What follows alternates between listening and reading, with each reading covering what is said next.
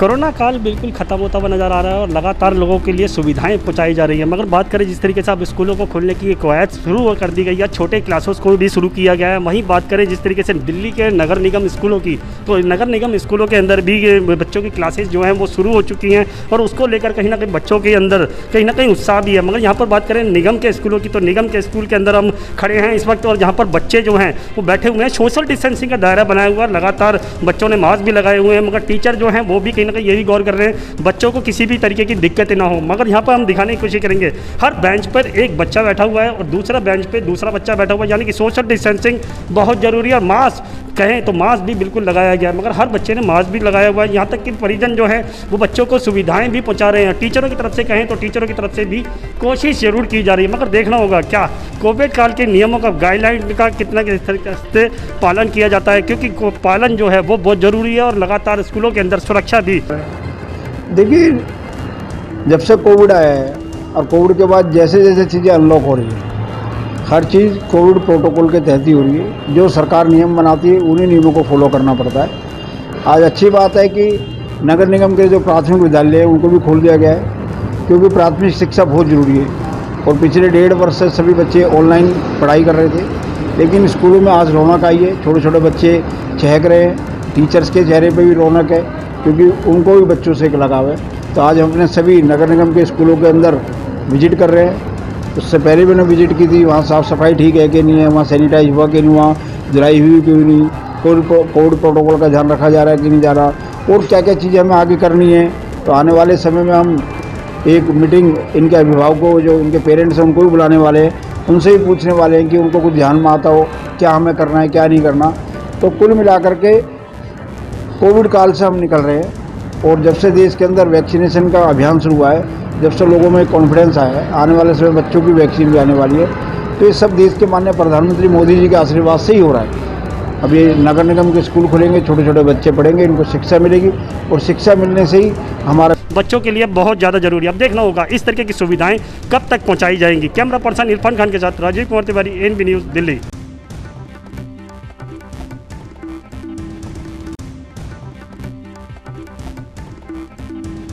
मथुरा के वृंदावन में 3 दिन का ब्रज रज उत्सव का कार्यक्रम चल रहा है, जिसको लेकर उत्तर प्रदेश के मुख्यमंत्री योगी आदित्यनाथ यहाँ 10 तारीख को आकर इसका उद्घाटन करेंगे। वहीं वो साधु संतों से मुलाकात करेंगे, वहीं बांके बिहारी मंदिर में पूजा अर्चना करेंगे और भगवान श्री कृष्ण के दर्शन भी करेंगे, क्योंकि ये ब्रज भगवान कृष्ण की नगरी कही जाती है और जिसमें आए दिन नए नए कार्यक्रम किए जाते हैं, क्योंकि ये ब्रज भगवान कृष्ण की एक परंपरा है। क्योंकि अभी दीपावली का त्यौहार भी निकल के गया है और अब यहाँ ब्रज रज का ये कार्यक्रम चल रहा है, जिसको लेकर 10 तारीख को उत्तर प्रदेश के मुख्यमंत्री योगी आदित्यनाथ यहाँ मथुरा के वृंदावन आएंगे और उसका उद्घाटन करेंगे, वो साधु संतों से मुलाकात करेंगे। मगर सबसे बड़ी बात यह है कि उत्तर प्रदेश में 2022 का चुनाव भी नज़दीक है और जिसको लेकर अभी देखने की बात यह है कि उत्तर प्रदेश के मुख्यमंत्री योगी आदित्यनाथ मथुरा वृंदावन के लिए क्या सौगात दे पाएंगे, क्या घोषणा कर पाएंगे, ये अब सबकी निगाह इस पर टिकी हुई हैं,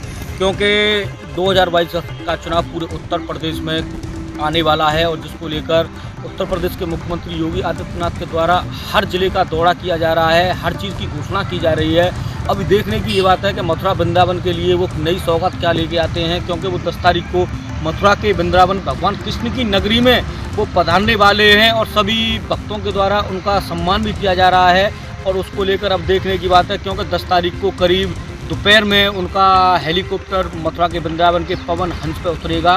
उसके बाद वो बांके बिहारी में दर्शन करेंगे और साधु संतों से मुलाकात करेंगे और वो ब्रज रज उत्सव जो चल रहा है उसका उद्घाटन भी करेंगे। अब देखने की बात है कि मथुरा वृंदावन के लिए वो क्या नई सौगात देते हैं, क्या घोषणा करते हैं, अब सभी की निगाह इस पर टिकी हुई है। अब देखने की बात है आने वाले समय में, क्योंकि 10 तारीख को और प्रशासन के द्वारा भी पूरी व्यवस्थाओं में मुख्यमंत्री के आने की जो खबर थी, जिसको लेकर प्रशासन भी पूरा तरह मुस्तैद हो चुका है और प्रशासन के द्वारा सभी तैयारियां जोरों से चल रही हैं। और क्या प्रशासन के द्वारा सभी व्यवस्था की गई है, सभी अधिकारियों को निर्देश किए गए हैं, भारी मात्रा में पुलिस फोर्स भी तैनात किया जाएगा, जिसको लेकर मथुरा के जिला अधिकारी नवनीत चहल के द्वारा सभी अधिकारियों को निर्देश दिए गए हैं। और वहीं कार्यक्रम उत्सव की वहाँ जायजा लिया जा रहा है, सभी अधिकारियों के द्वारा भ्रमण किया जा रहा है और सभी तैयारियों में जुटे हुए हैं, चाहे नगर आयुक्त हों, चाहे मथुरा के जिला अधिकारी हों, चाहे मथुरा के मेयर हों, सभी, चाहे भारतीय जनता पार्टी के जो भी कार्यकर्ता हों, सभी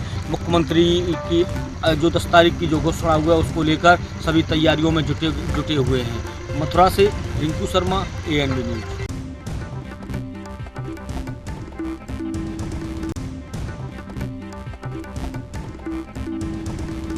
संपूर्ण भारत में छठ पूजा की तैयारियां चल रही है। उसी के मद्देनज़र गाजियाबाद के हिंडन नदी पर भी छठ पूजा को लेकर प्रशासन काफ़ी गंभीर है। आज गाजियाबाद के जिलाधिकारी, नगरायुक्त और गाजियाबाद की मेयर आशा शर्मा यहां पर हिंडन नदी पर आई और आशा शर्मा ने नारियल फोड़कर सफाई का उद्घाटन किया। यहां पर देखा गया कि जिलाधिकारी ने खुद झाड़ू उठाकर यहां पर हिंडन नदी की सफाई शुरुआत की। इनके संग जिले के और भी अधिकारी थे। आपको बताते चले कि जिलाधिकारी ने हमारे चैनल्स के माध्यम से यह अपील भी की है कि स्वच्छता का विशेष ध्यान रखा जाएगा। 10 तारीख से पहले यहाँ पर लाइट, पानी और स्वच्छ पूरी तरह से सफाई कर दी जाएगी। उसी को लेकर यहाँ पर निगम की टीम, अन्य कई विभाग के अधिकारी लगे हुए हैं। आप देख सकते हैं तस्वीरों में भी किस तरह यहाँ पर काम तेज़ी से चल रहा है। यहाँ पर बांस गाड़ कर लाइटों का भी अच्छा प्रबंध किया गया है। यहाँ के अधिकारियों का कहना है कि यहाँ पर लाइट की व्यवस्था देखिए, महापर्व छठ पूजा को लेकर के ही आज यहाँ पे एक कार सेवा प्रारंभ होती है, जिसमें छठ घाटों की सफाई की जाती है। और एक तरह से आज से जो है वो छठ घाटों की सफाई का अभियान प्रारंभ किया गया है। और इसमें जो विभिन्न हमारे जो सरकारी डिपार्टमेंट्स हैं, चाहे सिंचाई विभाग हो, विद्युत विभाग हो या हमारा ख़ास तौर से नगर निगम हो, सभी को जो है वो उन्होंने क्या क्या उनकी तैयारियां हैं और क्या क्या वो इस छठ मेले के अवसर पर क्या क्या कार्य उन्हें संपादित करने हैं, उसके मौके पे ही समीक्षा की जाती है। और प्रतीकात्मक रूप से आज से जो है इसको एक तरह से सफाई अभियान का शुभारंभ कर दिया। देखिए, वैश्विक महामारी कोरोना से 2 साल से जूझते हुए इस बार हमने छठ पर्व को बहुत ही उल्लास और एक आनंद के मूड में करने की पूरी कोशिश करी है। आज से 15 दिन से रोज़ तैयारी चल रही थी। लगभग 65 पुराने और 65 पुराने और 2 नए घाट, 67 घाटों की हमारे पास लिस्ट आ गई है। उन घाटों का निर्माण, उन पे पुताई, रंगाई, सौंदर्यकरण, पूरी सफाई, ये सारी चीज़ें हम लोगों के पास आ गई है। हमने नगरायुक्त जी ने और हमारी पूरी 5 जोन के अधिकारियों ने मिलकर, एक नहीं, 2 नहीं, कई बार हमने बैठक भी ली है। हमारे ये लोग सब समाज के, पूर्वांचल समाज के सारे लोग भी आए हैं, उन लोगों ने भी बैठक ली है। क्योंकि केवल ये पूर्वांचल का ही व्रत नहीं है। मेरा ये मानना है कि कोई भी देवी देवता किसी समाज का, किसी स्टेट का या किसी राज्य का नहीं होता। अगर देवी हैं, देवता हैं, तो वो पूरे भारत का होता है, विश्व का। आज हम लोग हिंडन घाट पे आए हैं। यहाँ पे कार सेवा की जा रही है। वैसे पूरे शहर में लगभग 65 छठ घाट है जहाँ पे हमारी तैयारियाँ हैं। और नगर निगम चूँकि सिविक बॉडी है, मैक्सिमम सर्विसेज हम लोग उपलब्ध कराते हैं, तो हम लोगों ने आश्वस्त किया। और आप शहर में, पूरे शहर में देखेंगे कि हर छठ घाट के ऊपर हमारे काम चल रहे हैं। और हम लोग आश्वस्त करते हैं कि एक बहुत अच्छे माहौल में हम लोग। जिलाधिकारी ने साफ तौर पे कहा है कि हम यहाँ पर छठ पूजा से पहले पूरी साफ सफाई करेंगे। गाजियाबाद से कैमरा पर्सन मनीष के संग में परवीन अरोड़ा, ANB।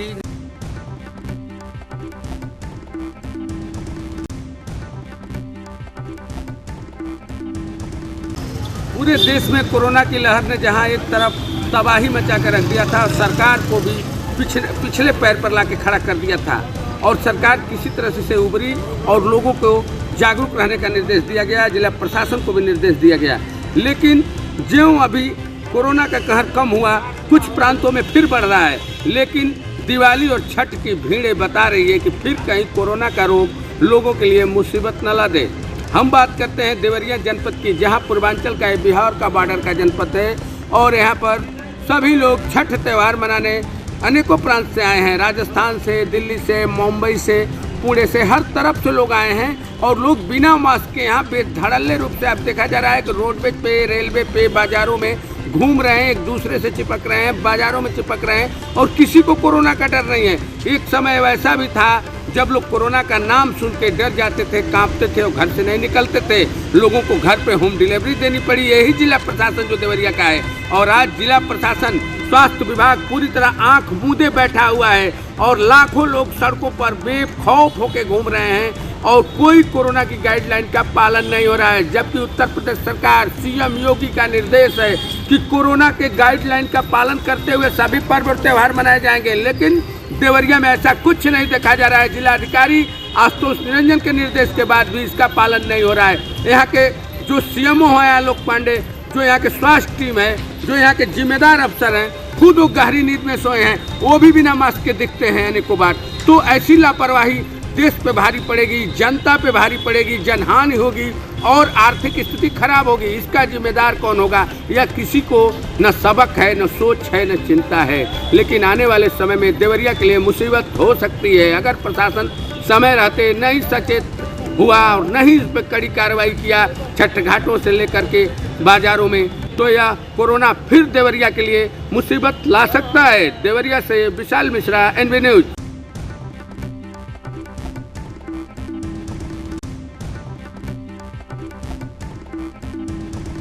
दिल्ली से चलकर पहुंची Ayodhya cantt Ramayan express. Ramayan express train में सवार थे 132 श्रद्धालुओं का पहुंचने पर रेलवे विभाग के कर्मचारियों द्वारा फूल और मालाओं के साथ किया गया भव्य स्वागत। श्रद्धालुओं को हनुमानगढ़ी और रामलला का कराया जाएगा दर्शन। इसके लिए प्राइवेट बस के माध्यम से 120 श्रद्धालुओं को राम जन्मभूमि और हनुमानगढ़ी भेजा गया। मोदी जी का बहुत बहुत आभार है कि आज हमें ये सौभाग्य मिला है, जिसकी वजह से हम यहाँ अयोध्या आए हैं और रामचंद्र जी के रामलला के दर्शन करेंगे और उसका लाभ उठाएंगे। प्रदेश की योगी सरकार योगी जी के यहाँ आने के बाद भी हमारा अयोध्या में जो स्वागत हुआ है बहुत अच्छा लगा। हम बहुत खुशी है। हम उसका मतलब क्या रहे हैं, शब्दों में बयान भी नहीं कर पाते, इतनी अधिक हमें इसके लिए खुशी हो रही है। और हमें ये पहला अवसर जो शुरू हुआ है इस यात्रा का और हमें इसके लिए अवसर प्राप्त हुआ है, हम इसके लिए अपने आप को सौभाग्यशाली मानते हैं। हाँ जी, अयोध्या में आए हैं, बहुत अच्छा लग रहा है और हम चाहते हैं कि आगे हम जिन मंदिरों में जाएं और उन्हें देखें, क्योंकि मेरा ये अयोध्या में आने का पहली बार है। मैं इससे पहले कभी अयोध्या आई नहीं हूँ और मैं चाहती हूँ कि मेरा अनुभव भी बहुत ही अच्छा रहे, ताकि मैं जाकर और लोगों को भी इसके लिए प्रेरित कर सकूँ। यह ट्रेन दिल्ली से चलकर अयोध्या कैंट पहुंची है। वीडियो पर्सन अमन के साथ Gaurav Mishra, NB news channel Ayodhya.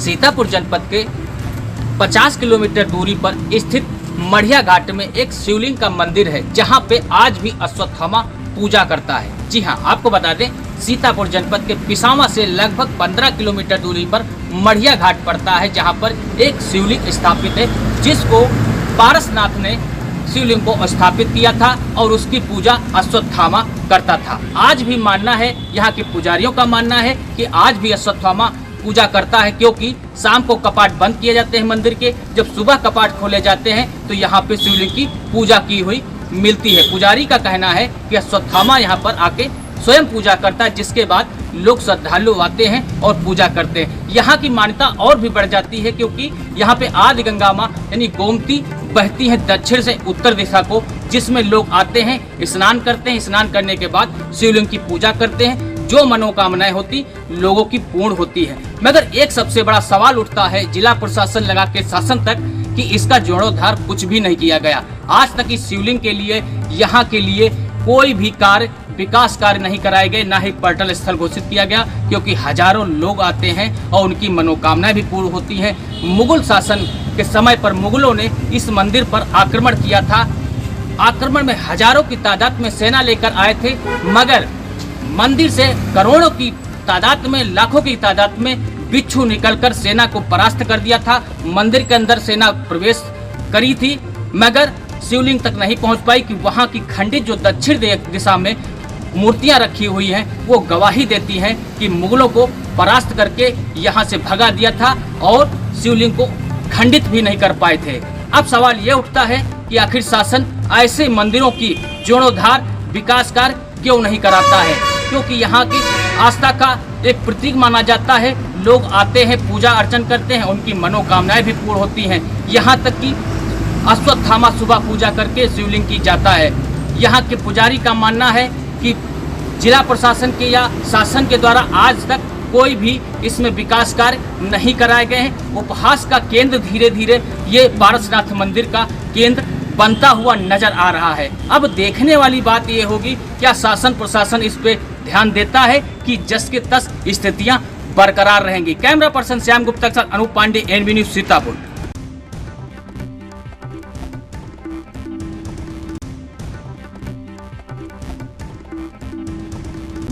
खरीफ की फसल की अब तैयार हो गई है और पककर किसानों के घर आ गई है, लेकिन अमेठी में अभी भी खरीफ की फसल के लिए जो केंद्र बनाए गए थे वो पूरी रूप से चालू नहीं हुए हैं। इस समय हम अमेठी के एक केंद्र में हैं। आप देख सकते हैं किस प्रकार से ये लोग अभी आज की तारीख में यहाँ पे मिट्टी पड़ रही है, पंखे यहाँ पे रखे गए हैं और अभी भी यहाँ पे जो केंद्र है चालू नहीं हुआ है। ऐसे में किसानों को लगातार समस्याएं हो रही है। किसान खरीदार यहाँ पे बेचने के लिए अपने जो उनका धान है, पकी फसल, उसको बेचने के लिए आ रहे हैं, लेकिन अभी भी उनकी जो है फसल बेची नहीं गई है। इसके लिए उन्होंने जो ऑनलाइन आवेदन होता है वो भी कर दिए हैं, लेकिन उनके लिए कुछ ना कुछ समस्या आ रही है। उन समस्याओं की से हम देखेंगे क्या समस्याएं हैं उनकी। क्या नाम है दादा आपका? सर बीरेंद्र सिंह मेरा नाम है।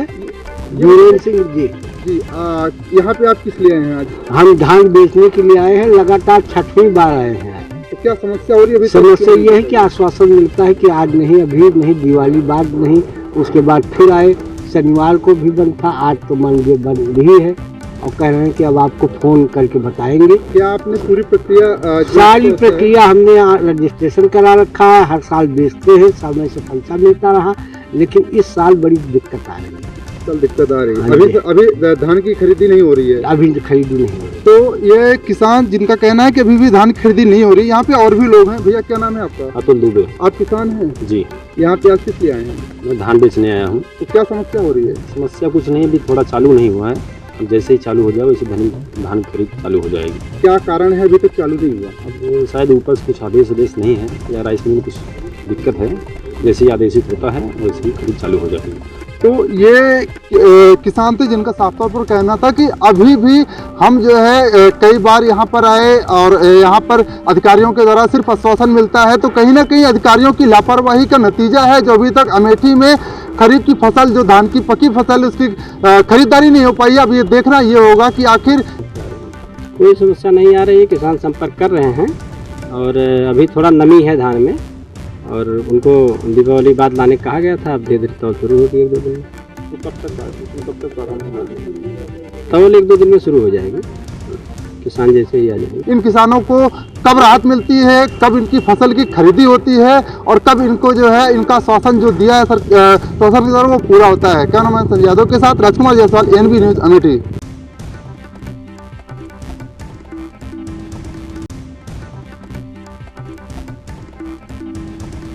ताजनगरी आगरा में दक्षिणी बाईपास मौत का बाईपास बनता जा रहा है। आपको बता दें कि आगरा का NHAI विभाग कुंभकर्ण की नींद सो रहा है। हाल ही में दीपावली से 2 दिन पहले 2 सगे भाइयों की दक्षिणी बाईपास पर मौत हो गई। कारण ये रहा कि दक्षिणी बाईपास पर गड्ढे बने हुए हैं, जिसके चलते दक्षिणी बाईपास पर आए दिन हादसे होते रहते हैं। देखने की बात अब ये है कि NHAI विभाग कब तक दक्षिणी बाईपास को गड्ढा मुक्त कराता है। आगरा से एनबी न्यूज़ के लिए पुष्पेंद्र शर्मा की रिपोर्ट।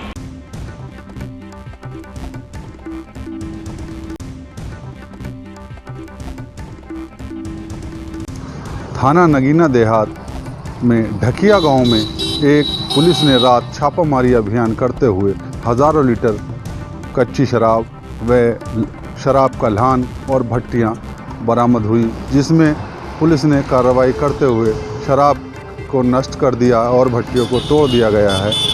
अवैध शराब के निर्माण निष्कर्षण के विरुद्ध पुलिस द्वारा कल सघन अभियान चलाया गया।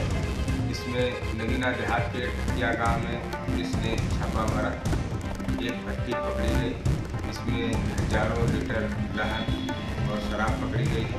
राजेंद्र नाम के एक व्यक्ति को गिरफ्तार किया गया है, जो अभी फरार हो गए हैं। उनकी गिरफ्तारी के प्रयास किए जा रहे हैं। पूरे जनपद में अम्बेडकर, रेहड़ और बढ़ापुर क्षेत्र में भी इसका अभियान चलाया जा रहा है। मौके से एक व्यक्ति को गिरफ्तार किया गया है जो जेल भेजने की हिवायत में लग गई है। ANB न्यूज़ से गुड्डू भारती, बिजनौर।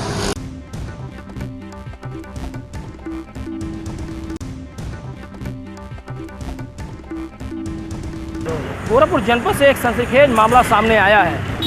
गोरखपुर जनपद के कैंट थाना क्षेत्र के मोहद्दीपुर के टैमियर हॉस्पिटल के मालिक से 2 करोड़ की फिरौती मांगकर कुछ अपराधियों ने सनसनी मचा दी। हालांकि इस संबंध में गोरखपुर के वरिष्ठ पुलिस अधीक्षक ने बताया कि विगत 5 माह पहले इन लोगों में मरीज भर्ती करने के नाम पे लेकर कुछ विवाद हुआ था और जो आरोपी है उनको फ़ोन किया था। इन सब की जाँच पड़ताल चल रही है, जो भी कार्रवाई होगी पुलिस कर रही है। वहीं हॉस्पिटल के मालिक का कहना है कि रविवार को लगभग 5:15 बजे उन्हें एक वहीं लोकल आदमी के मोबाइल नंबर से फ़ोन आया था और उसने 2 करोड़ की फिरौती मांगी और कहा कि अगर 12 बजे तक आप फिरौती का रकम नहीं देते हैं तो आपके और आपके परिवार का अंजाम बुरा होगा। इसको देखते हुए उन्होंने तत्काल इसकी सूचना 112 नंबर पर देने के साथ साथ पुलिस के वरिष्ठ जो आला अधिकारी उनको दिया। मौके पर भारी संख्या में पुलिस पहुँचकर मामले की जाँच पड़ताल में लग गई। हालाँकि मामला पहले से संदिग्ध लग रहा है। ये एक लोकल यहाँ के हैं, कुछ क्रिमिनल मेंटालिटी के लोग हैं, एक शशांक मिश्रा करके, उनके नंबर से जो है कल मेरे पास 5:41 पे और 5:44 पे फ़ोन आया, जिसमें उन्होंने काफ़ी गाली गलौज करते हुए मुझसे कहा कि 12 बजे रात तक अगर 2 करोड़ रुपए मैं नहीं दूंगा तो अंजाम भुगतने की धमकी दी उन्होंने। तो मैंने तो तत्काल SSP साहब को और सबको सूचना दी, तो सारी पुलिस फोर्स मौके पर आ गई और रात भर हमारे यहाँ पुलिस की सुरक्षा भी रही है। थाना कैंट क्षेत्र में कल रात्रि में एक डॉक्टर साहब ने पुलिस को सूचना दी कि उनसे फ़ोन करके एक युवक ने 2 करोड़ की रंगदारी मांगी है। इस पर पुलिस तत्काल मौके पर पहुंची, उनसे तहरीर लेकर मुकदमा दर्ज करवाया है। जो प्राथमिक जाँच है उसमें पता चला है कि दोनों पक्ष एक दूसरे से परिचित हैं पूर्व से और एक मरीज की मौत को लेकर दोनों पक्षों में विवाद हुआ था, जिसमें दोनों पक्षों में मुकदमेबाजी भी चल रही है। इसी क्रम में कल दोनों पक्षों की बातचीत हुई है फ़ोन पर और क्या बात हुई है इस पर पुलिस जांच कर आगे कार्रवाई कर रही है। फिलहाल पुलिस ने मुकदमा दर्ज किया है और आगे कार्रवाई की जाएगी। दोनों पक्षों में पहले विवाद था और दोनों पक्षों में मुकदमेबाजी भी चल रही है। इसको लेकर पुलिस लगातार कार्रवाई कर रही है। पुलिस का कहना है कि जांच पड़ताल कर आगे की कार्रवाई की जाएगी। हालांकि इसमें कितनी सच्चाई है ये जांच करने के बाद ही पता चलेगा। ANB न्यूज़ के लिए गोरखपुर से गोविंद कुशवाहा।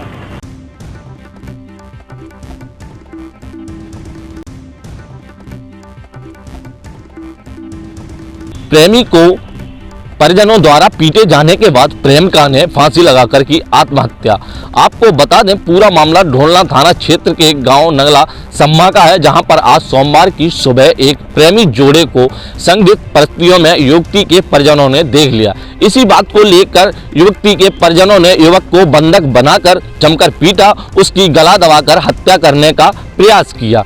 यह बात युवक के प्रेमिका को नागवार गुजरी, क्योंकि युवती युवक से 4 माह से प्यार करती थी और युवती ने लोक लज्जा के कारण फांसी लगाकर आत्महत्या कर ली। युवक कासगंज जनपद के पटियाली क्षेत्र के गांव करमपुर का रहने वाला था, जिसका नाम राज प्रकाश पुत्र आराम सिंह बताया जा रहा है, जो कि बीते दिन अपने घर से दिल्ली जाने की कहकर निकला था, लेकिन वह दिल्ली ना जाकर अपनी बुआ के गाँव नगला सम्मा पहुँच गया, जहाँ प्रेमी जोड़े को पकड़ने की यह पूरी घटना घटित हुई। फिलहाल मृतक प्रेमिका के घायल प्रेमी का इलाज कासगंज जिले के CSC अस्पताल में चल रहा है। वहीं पर युवती के शव को पुलिस ने पोस्टमार्टम के लिए भेज दिया है। इस बारे में जब कासगंज पुलिस अधीक्षक रोहन प्रमोद बोत्ते से जानकारी ली गई तो उन्होंने बताया कि अभी भी किसी प्रकार की कोई भी तहरीर पुलिस के पास नहीं आई है। जिस तरह से जो भी तहरीर उनके पास आएगी उस पर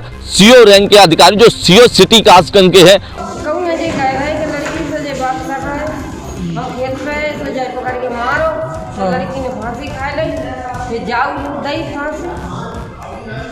किसने फांसी लगाई है? हाँ उसने लगाई, उसके बाबा ने भैया।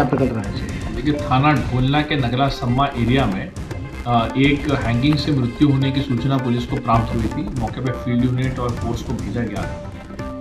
हैंगिंग से ये डेथ प्रथम दृष्टया जो है वो हुई है। पोस्टमार्टम के लिए पंचायत गाँव भर के डेड बॉडी को भेजा गया है। एक लड़की जिसकी उम्र लगभग 14-15 साल है, उसकी डेड बॉडी है। साथ ही के अगल बगल के एक घर में एक युवक जो कि बताया जा रहा है कि एक लड़की का मित्र भी है, उसने भी हैंगिंग का प्रयास किया है, पर उसकी सांसें चल रही थी तो उसको जो है वो CSC कासगंज में भेजा गया है। तो इस पूरे मामले की जो है वो सघनतापूर्वक जांच की जाएगी। जो भी तहरीर अगर इसमें कोई प्राप्त होती है तो पंजीकृत किया जाएगा। सर लड़के के शरीर पर चोट के निशान है, उसकी बुआ का कहना है कि इसको मारा पीटा गया है। देखिए, लड़के के शरीर पे चोटों के निशान हैं। इसकी पुष्टि जो है अभी उसका मेडिकल होने के उपरांत जो है हम लोगों को प्राप्त हो जाएगी। पूरे मामले की जांच जो है वो सीओ रैंक के अधिकारी को दी गई है और COCT इसमें जांच करेंगे। जांच के उपरांत और जो भी FIR थी उसमें हमें FIR के तहरीर मिलती है, उसके आधार पर पंजीकृत उनकी देखरेख में, उनकी निगरानी में जो जांच है वो जांच की जाएगी। अब देखना होगा इस प्रकरण में, पूरे प्रकरण में क्या निकल के आता है, ये देखने वाला समय बताएगा। कासगंज से ANB न्यूज के लिए मैं अतुल यादव।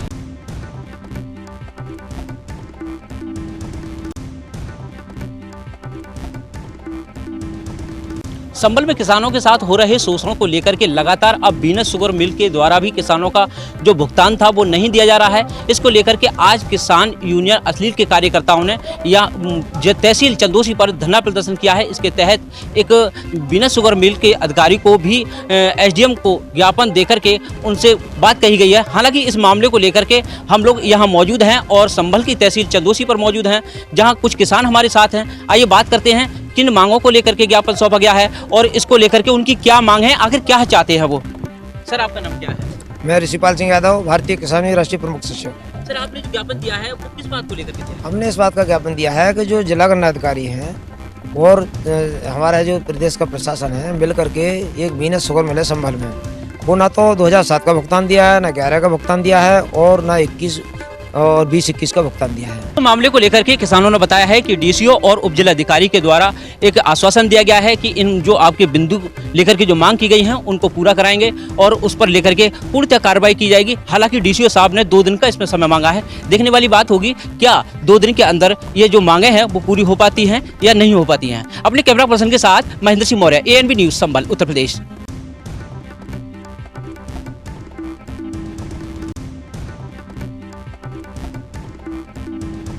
5 सूत्री मांगों को लेकर कस्बा जाखलौन के जो स्थानीय लोग व क्षेत्र के जो लोग हैं मैं धरने पर बैठी हुई है। आपको बता दें कि लैतपुर जनपद के अंतर्गत कस्बा जाखलौन है, जो कि लैतपुर जनपद का एक बहुत बड़ा कस्बा है, जहां की लगभग 12,000 से अधिक आबादी है। साथ ही जाखलौन गांव से करीब 35 से ज़्यादा जो गाँव है जुड़े हुए हैं। साथ ही आपको बता दें कि जो लोग धरने पर बैठे हुए हैं इनकी 5 मांग जो है मुख्य रूप से जो जाखलौन जो है रेलवे स्टेशन भी है, जहाँ पर जो VIP जो ट्रेन है उनका जो पहले जो ठहरती थी, लेकिन अब जब से जो कोरोना काल हुआ है तब से जो ट्रेनें हैं वहाँ पर रोकना बंद हो गई हैं। साथ ही स्थानीय लोगों की एक भी मांग है कि जो जाखलौन कस्बा है करीब 12,000 से अधिक आबादी है, तो उनकी मांग है कि जो कस्बा जाखलौन है इसको नगर पंचायत का दर्जा दिया जाए, जिससे कि कस्बा का विकास हो सके। साथ ही जाखलौन की जो व्यक्ति है उनकी मांग ये भी है कि जाखलौन के पास बड़ी मात्रा में पत्थर की खदानें हैं। साथ ही प्रदेश सरकार द्वारा वर्तमान में पत्थरी जो खदानें हैं बंद कर दी गई हैं, जिससे जो स्थानीय लोग हैं वहाँ के वह बेरोजगार हो गए हैं। साथ ही जो स्थानीय लोग इनके कहना यह भी है कि जब से खदानें बंद हुई हैं उनके पास आय का कोई स्रोत नहीं बचा है। साथ ही आज जो वहाँ के क्षेत्र के जो लोग हैं आज उनके पास आय का कोई स्रोत नहीं है और वह इस समय काफ़ी दैनिक जीवन जी रहे हैं। साथ ही उन लोगों का कहना है कि क्षेत्र में रेलवे स्टेशन है, साथ ही पत्थरी खदानें हैं, इसके बावजूद भी जाखलौन कस्बा का विकास नहीं हो सका, जिसके चलते आज जो स्थानीय लोग व क्षेत्र के लोग हैं इनको धरना प्रदर्शन करने के लिए मजबूर होना पड़ा। लैतपुर जनपद से कैमरा पर्सन के साथ नीतीश कुमार, ANB न्यूज।